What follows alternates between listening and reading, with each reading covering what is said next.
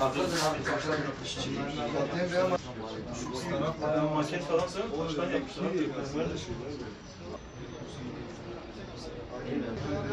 Yetkiliyle mi zaten buna dikkat ediyoruz.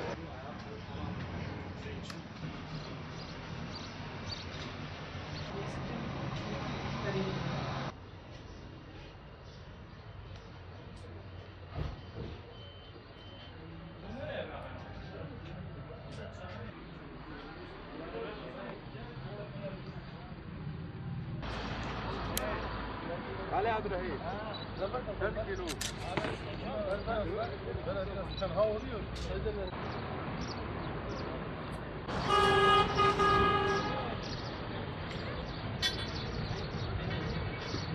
Bu Türkiye genelinde gezen bu tırımızı, bu Mescid-i Aksa'yı gündemde tutabilmek için Kızıltepe'de de halkımıza sergilemek istedik. Bugün Kızıltepe'ye getirdik. Akşam saat 10'a kadar buradadır inşallah. Allah'ın izniyle gelip herkesin gelip bunu görmesini istiyoruz. Mescid-i Aksa'nın bugünkü durumu bazen haberlerde böyle geçiyor. Anında bir gün bir haber, bir şey geçtikten sonra unutulmaya gidiyor, unutuluyor. Bu unutulmasın, gündemde tutulsun diye bu hizmeti yapmışlar. Allah razı olsun onlardan. Bütün bu işlemlerini hepsini toprağını Kudüs'ten getirmişler. Bu tırı büyük el emeği harcamışlar, büyük işçilik yapmışlar. Bunu biz burada sergileyelim, halkımızı davet ediyoruz. Gelip görsünler.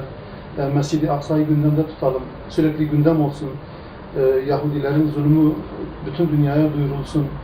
Yaptıkları büyük bir zulümdür. Böyle basit geçiştirilecek bir şey değildir. Oradaki kardeşlerimize destek ne kadar olabilirse biz bunu yapmaya çalışıyoruz. İnşallah başarırız yapabildiğimiz kadarıyla.